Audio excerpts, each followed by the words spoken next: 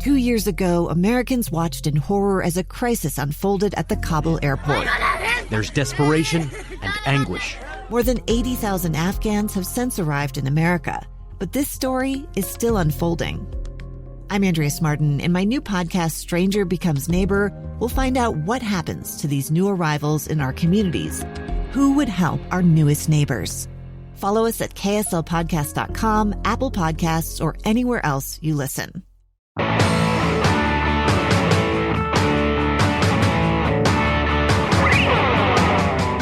Welcome to Project Recovery, a podcast about addiction, more importantly, about recovery. We're listening to Keith and Brooke's story about his alcoholism, and he said, with the help of the Church of Jesus Christ of Latter-day Saints and their 12-step program, he got sober. And he was sober for, was it 11 years? I was 10 days shy of my 11-year anniversary. And what happened? I drank. I had been, the months leading up to that, I was seeing a therapist for the first time in 11 years. My wife came home after a fireside, I think it was Jane Clayson, and it was about mental health. And she's like, I think you maybe have some depression or, I don't know what it is. And I'm like, all right, I don't know what depression is either, but I'll go start talking to a therapist. And I did.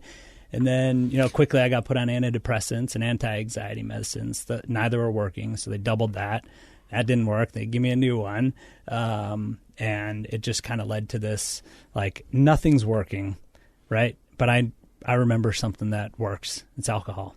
So in March, I think it was in March. I don't remember the date, but it was this spring, and I think it was March. My wife came home from work, and I had been with the kids all day, and I said, I need to go for a little drive. I'll be back in a little bit, and went and got a pizza and a box of wine and started my new story. And how'd that go? It was awesome for the first half hour, sitting in my car eating a pizza and drinking, red wine. It just, oh gosh, it just felt so good. And then shortly thereafter, the guilt and, all the hard work kind of started, okay, how do I hide the scent on my breath? I have to go do that. What if a cop pulls up behind me? All these, where am I going to, okay, what time is it? Liquor stores close at 9 in Connecticut, so I got a quick finish so I can go get some more because if I'm starting now, I'm going in. And then how do I get that in the house and hide it? Because I was hiding it from my wife at the time. So it was right back to that, I can't just have one drink. Oh, immediately. Yeah. I drank that whole box of wine. So after 11 years, a pizza and a box of wine opened up the floodgates. How long did you drink for? So I drank for about 3.5 weeks, and then it just became so tiring to me. And I was just drinking at like 10, 11 o'clock at night till 2 or 3 in the morning whenever I'd pass out. But I was hiding it from my wife and the kids and everything. And but 10 and 11 couldn't come soon enough, huh? No. I was just like, please go to bed. But all the way down Dad, to it's still light outside. Go to bed. Go to bed. I'm like, okay, I need to get cash because I can't put any of this alcohol on a credit card, even my business card. I don't want that. So I got to get cash. How do I get cash? Okay, how do I take cash out of our account without her knowing, like, why are you taking out all this cash? And then what liquor store am I going to go to? Like, if I go here, do I know somebody that works there, And then bringing it in the house, hiding it, and then making sure the TV volume's low enough. And I always had like a bowl of chips or tortillas or something next to me. So if I heard someone coming down, I could like hide the alcohol, throw the chips in to kind of like diffuse the smell. Like it was a full-time job, and I got tired. And I'm like, I relapsed. And you went from being, correct me if you disagree with this perception, but from a real stand-up, hardworking, come home every night guy who has a good enough relationship with his wife that when she suggests therapy, he actually goes. So that's unusual right there. Listening, man. Trust her well, and that's good. To this guy who is 24/7 thinking about alcohol, hiding the expenses of it. How did that change your sense of how you felt about yourself? Yeah, it caused a, kind of a snowball, I guess. I had no idea what depression felt like. I don't know if I was depressed. Clinically, I was. And some of that just, going to therapy and starting to talk about the root of things and why you feel this way. And what were and all your that. symptoms that your wife was picking up on? I think it just overall majorly stressed, a lot of anxiety, but again, still functioning pretty high, short temper. I wasn't extra. I'm a big, I ran Boston, New York marathons last year. Wow. Like I've done Ironmans, I've done all this, and I wasn't doing any of that after I ran New York. I just went into a major slump. I wasn't eating well, wasn't sleeping well. So a lot of signs of depression that men don't identify as depression. Probably think it's normal. Yeah, they probably think it's like normal, I did. right? But you're giving up things that you used to love. You're living a more unhealthy lifestyle, and like you said, feeling kind of cranky. And what was your irritable, maybe that sort of thing? A lot of anxiety. And so for the listeners, it's important to understand that sadness, staying in bed, crying, those are symptoms of depression, but they're sort of cliche. And for the typical male patterns of depression often are active, but irritable and low on pleasure. So you're giving up the things like running and exercising and doing enjoyable things. You're just working, irritability, poor health habits. Those are more common signs of depression for men than people understand. But it sounds like you just described 70% of most men out there. I say that jokingly, but that seems to be the running gag. It's the key would be how consistent is that? Has something shifted? So, in hearing your story, something shifted after New York's marathon, and then this became the pattern. And that's, I assume, and Brooke can correct me if I'm wrong, that if this was a weekend of irritability, she wouldn't have said, you're depressed, you need to go see somebody.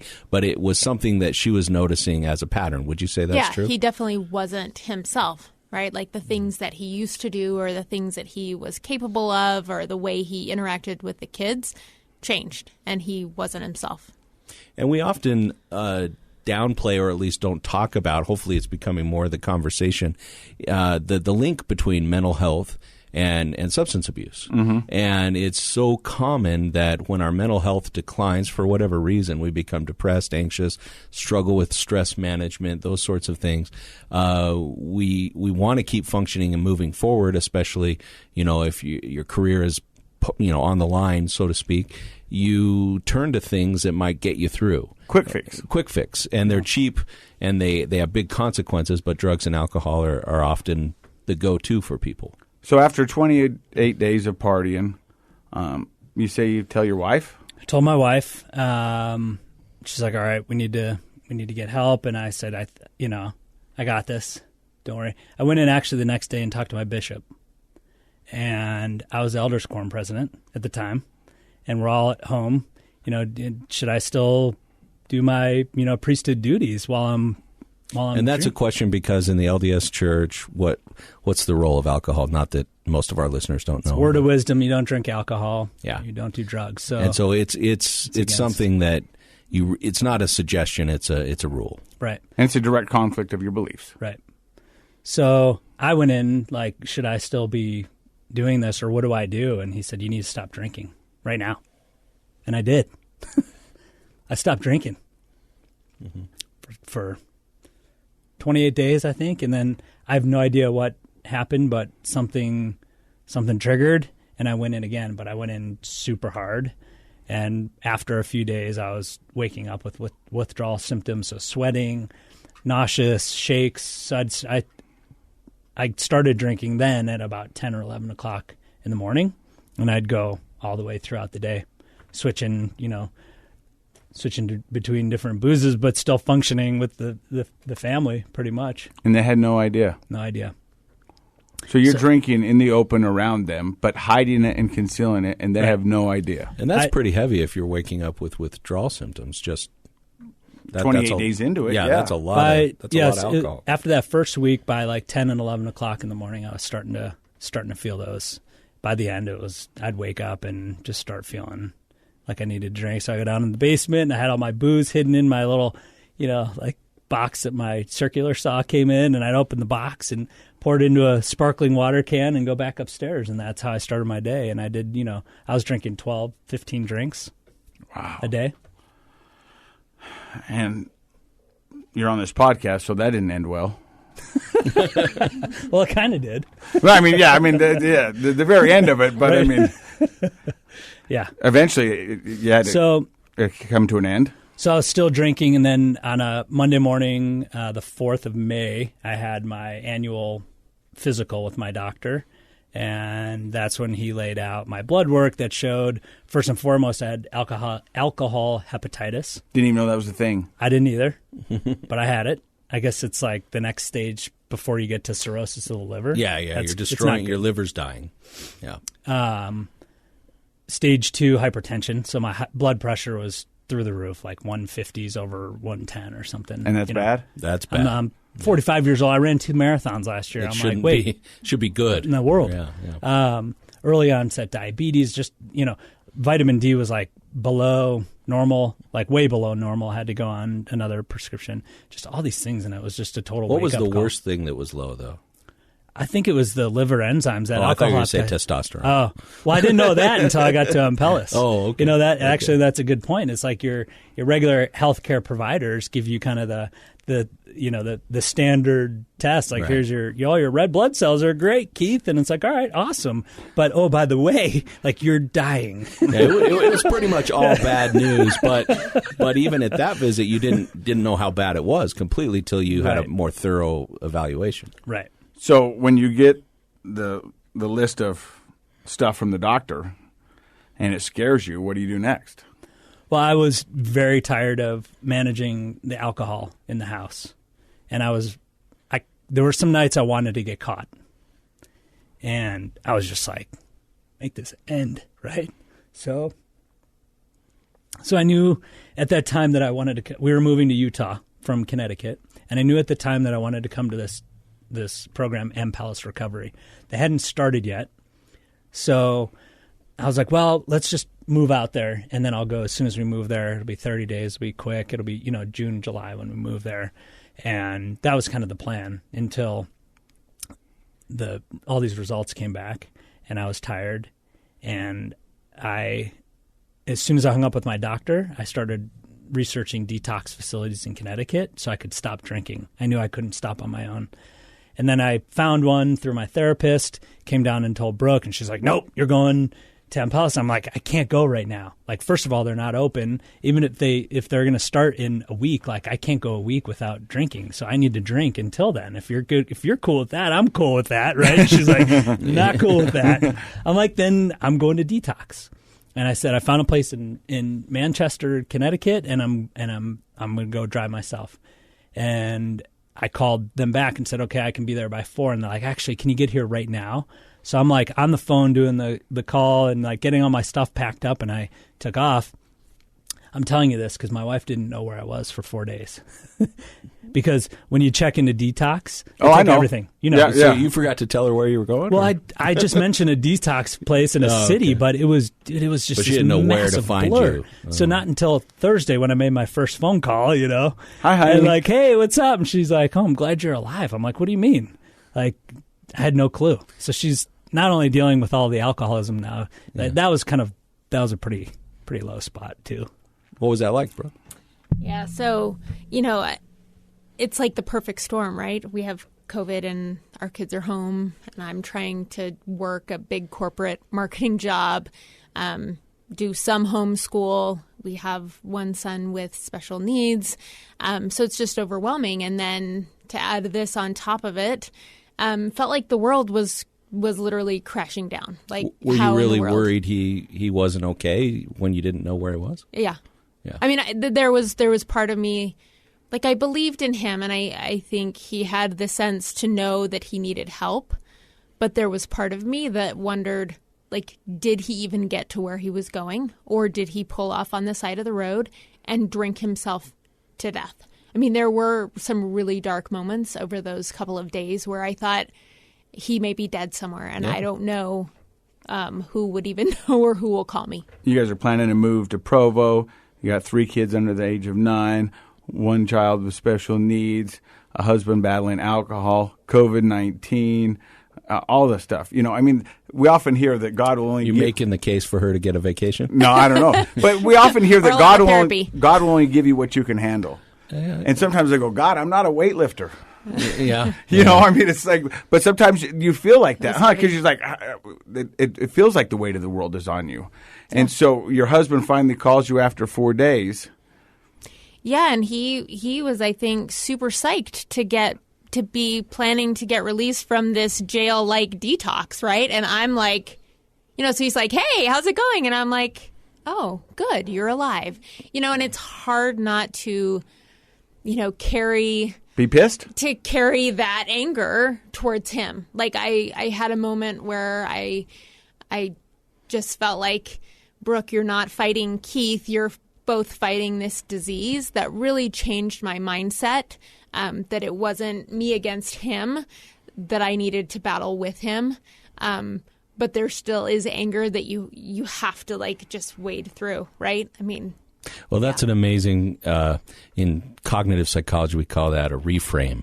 You reframed it from, I mean, like you were saying, Casey, I mean, I think any spouse would feel justified in being super angry, and I'm sure you were, but also scared and fearful and worried, and making that reframe or shifting your thought from, this isn't me against Keith, this is the two of us, we're committed to each other, so together we're fighting this disease. And I think your good outcomes, in my opinion, are in large part because of that partnership, and more couples would benefit from having that shift in the way they think.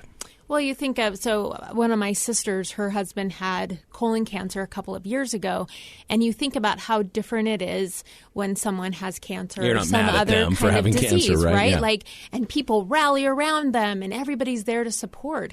And alcoholism or addiction of any kind, I think, leaves you feeling very isolated. And you know, I don't know. Should I tell people? Should I not tell people? Are they going to judge me? Can I, you know, how am I going to get the help I need? And it's really a terrible situation to be in. So reframing it for me as a disease, it is not like a moral failing. It is not like he is a bad person. It is a disease like lots of other diseases that people struggle with. And I think that really helps and could help if more people had that kind of concept. Oh, absolutely. Absolutely. Well said. That was, I mean, that's amazing. Perfect. So he gets out after 4 days or 5 days. How long were you in the detox? I was in there for 5 days, and I was working on my exit plan. I'm like, oh, I'm going to go to Ampelis out in Utah, you know, in June or July. And they're like, oh, that sounds great. You know, I'm sitting next to all these other guys that were like, hey, did you see me on TV this morning, man? I beat up some cops. And I'm like, I'm in the wrong place, you know. And so I called Brooke, and she's like, you're going next week. I bought you a plane ticket. And they weren't planning on opening yet, but they're opening for you. Wow. Well, that says a lot about them and about Brooke, that she was fully invested. You know, she was ready to be there and help you. All the way up to when she left. Now she's leaving, and the listeners don't know this, but Brooke is now, you know, I sold our house on our own during the largest pandemic. I built a website, sold a house, right? Who does that without a realtor? But we did it. Good. Got out here, and now I'm coming to Utah for 30 days, and she's packing up and moving our entire house and family out to Utah on her own, with her family's help, of course. So the guilt was weighing on me, and that was another reason I was kind of hesitant to come now. But right when we left, she's like, I got this. Like, that's you amazing. go take care of yourself. I got this. And that makes you emotional. Yeah. Yeah, because that's a tremendous amount of support that she showed you. Because I don't know how you feel about moving, Casey, but honestly, that's like one of my least favorite things. I ran into somebody today. I'd rather do that than move. Each of my parents have been married 4 times. Yeah. And we said, if this one doesn't work, we're never moving you again. I'm tired of moving people in and out of this house. Oh, it's the worst. Find somebody you're going to stay with forever, or don't find anybody. Well, I'm done. I'm impressed with their partnership. It's all her. Definitely it's got to be both of you, right? but in those moments, she was stepping up. Yeah. But there had to be something for you to believe in yourself and this program to want to go through it again, right? Yeah, I just wanted it. I wanted it to be over. I wanted to live a normal life. where you don't wake up hungover every day or reliant on something. I just wanted to feel good. I've heard you say that a couple times. You don't want to wake up hungover and you want to be relying on something. But lying to somebody all the time, that's tough, man. Oh, it's even worse. And nobody wants to admit that, but that's what we were doing in our addiction. We were lying to everybody. It didn't, and that just got so heavy and cumbersome because you were like, what did I tell you? What did I tell them? Where's this going this? Why am I going down here again? I can't keep inventing stories to go down into the basement, and I mean, which we do. Yeah. I mean, I used to take beers and put water in them and then put the top back on and put them in the fridge. So it looked like they were full? So it looked like they were full. Wow. So I could say, I only had 4 beers. Who does that? I did. An alcoholic. Yeah, I did it, and I'm so happy now. What makes Ampelis different than other recovery centers? Oh, man. So there's a lot of components. The 2 top takeaways are they work on the biology of addiction, and they work on a fully integrated program. So the biology, we'll start there. There's really 2 things that they do. An amino acid treatment, which kind of helps to rebuild your neural pathways. So over time, an addict's brain just kind of loses the prefrontal cortex. It just goes to mush. Cells die. Cells die. Right. Thank you. I talk too much sometimes. No, you're okay. That was good. Yeah, it helps to rebuild damaged cells. And so within 3 to 4 days, my cravings were completely non-existent. So how often were you taking these amino acids? Every day for 10 days straight. It was through IV for about 7 or 8 hours a day. And at the end of that cycle, even really the first couple of days are tough, just getting your body getting used to this.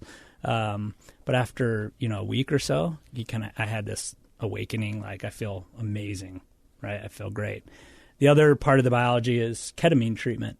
I was a little apprehensive because I had a couple bad trips back in high school on the LSD, right?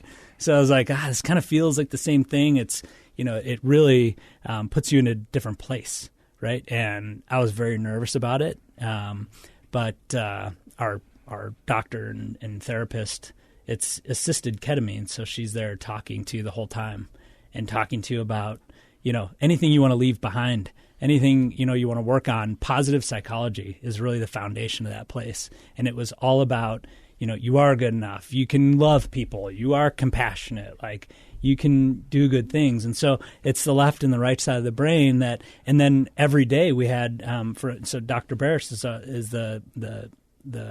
she's kind of plays a whole bunch of different roles there, but she teaches at the U and she's teaching this program about positive psychology. So we kind of got a college course at the same time about this is why you're fixing your brain. It's not because you got to stop drinking. It's because look what you're doing to your brain and look what all these other things that are happening. So for me, that was a huge piece of it. Like, I always tell people, like, your mom used to bug you to clean your room. You're like, yeah, what for? I was like, Keith, no one ever told me I needed to stop drinking because no one thought I had any issues, but I did. And it's like, well, I could justify it because I'm totally functional. I feel fine, but I'm drinking every day. It's like, no, now look at your brain, you're really doing some damage. So to get that science, it was really like a credible way of justifying why I needed to stop and why I was basically killing myself. How many days did you do there? 26 days, I think, total. So 10 days on aminos. We did 3 ketamine treatments. And then on day 1, we met with Dr. Peterson, he's a local doctor here, and had our blood drawn and going through all this. Now, I thought I was getting good blood work done for my primary care physician, but he wasn't touching like half the stuff that they – and, first thing he says, well, I haven't met an alcoholic that doesn't have low testosterone. I'm like, okay. And sure enough, it was like through the floor and did all like really comprehensive blood work to find out like what are the root causes of everything. Okay, you have depression, you're an addict, whatever. You have anxiety, anti-anxiety pills, you're on an antidepressant. I went in there with a bag of medication. I'm on 0 prescription medications now. 0.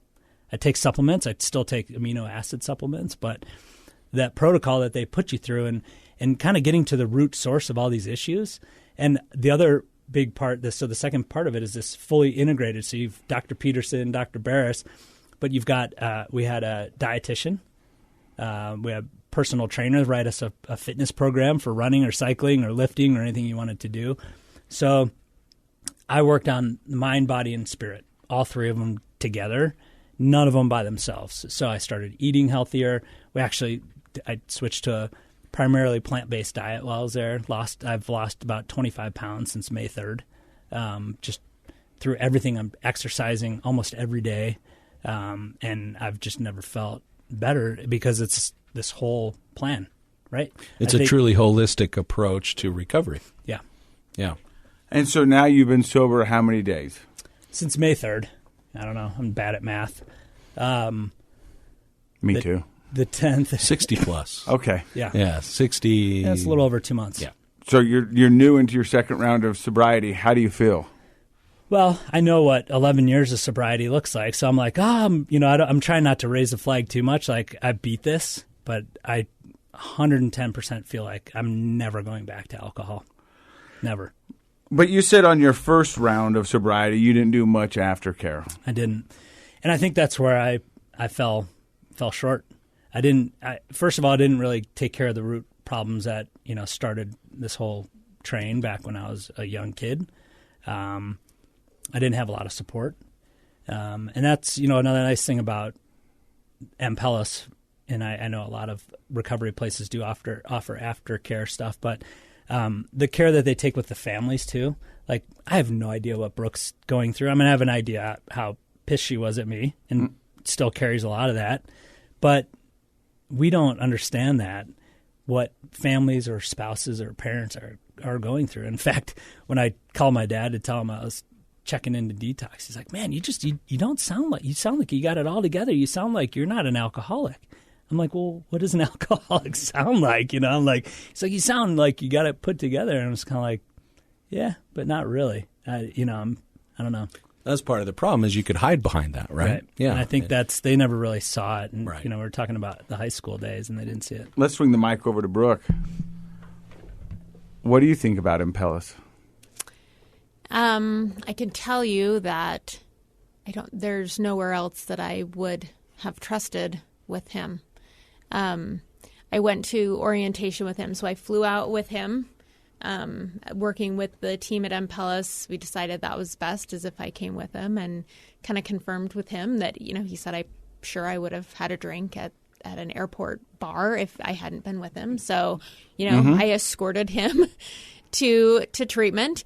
And, the minute I got there, it's just a different place. It is the property and the feel, the people there, super genuine, and just this feeling of healing. I mean, I left wanting to be a better person, and I don't have big addiction issues.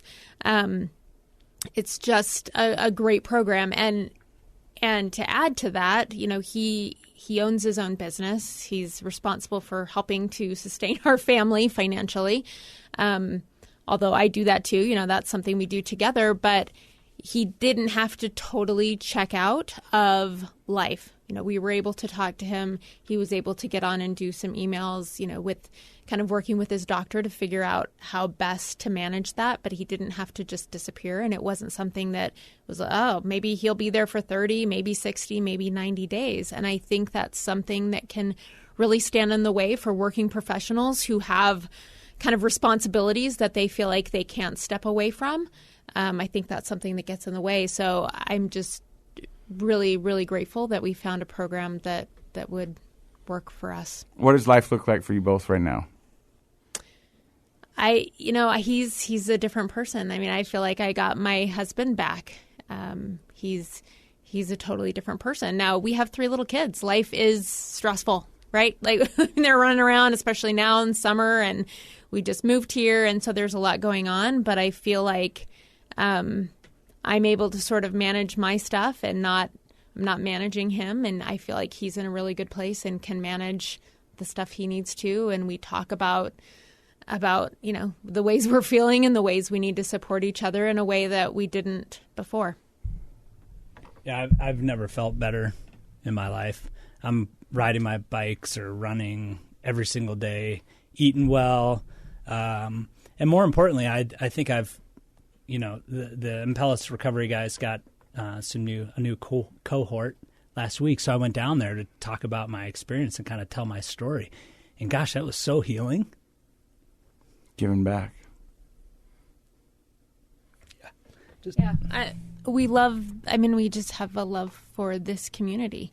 I think for so many people, addiction is a stigma that we try to hide and we try to bury, and that just perpetuates the shame around it. And so I feel, as I told people, and it's a very vulnerable place to put that out there. Keith has gone to detox, and, we're having really bad during COVID. I can't leave my house. I had friends bringing groceries from different places because I had little kids and I couldn't, in Connecticut, we couldn't go anywhere. Couldn't take them to any stores. So it was super vulnerable. But the more people I told, the more grace I felt from them, the more support I felt from them, and the more I felt very passionately that we need to tell these stories. This is nothing to be ashamed of. This is stuff that people everywhere deal with every day. And so if we can help people by telling our story and reducing the shame and helping people feel empowered to get help, I think we both feel really passionately about that. Man, she should be our co-host. She's so good, isn't she? Well, I'm out of a job? No. We're going to bring in a girl. Well, that was very, very well said. And to me, as you were talking, Brooke, I feel like the word that came to my mind was courage. If people will have the courage to do what you did and just talk about it, then invariably support flows back. It may not always be from the people that you think. Some people may have a hard time with your honesty about an addiction, but it will flow back to you and it will bolster. And I don't know that we've ever talked to somebody who, once they finally opened up and told friends and family what was going on, that they didn't find the support that they needed. I think you're 100% right. It's part of the recovery, and that I'm so glad you guys brought us down here. No, we're so great, too. Thank you for stopping by and sharing your story. Dr. Matt, thank you as always. And you're listening to Project Recovery, brought to you by our friends at useonlyasdirected.org. They got a 3-part solution: speak out, opt out, and throw out. Project Recovery is a KSL podcast.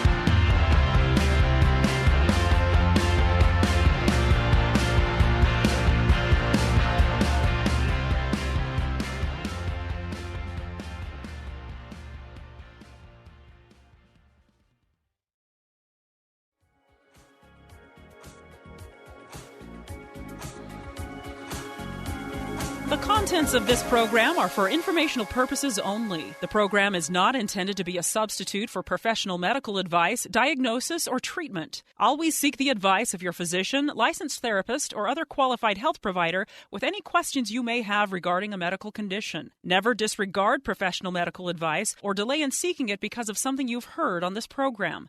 KSL does not recommend or endorse any specific tests, physicians, products, procedures, opinions, or other information that may be mentioned on the program. Reliance on any information provided on the program is solely at your own risk.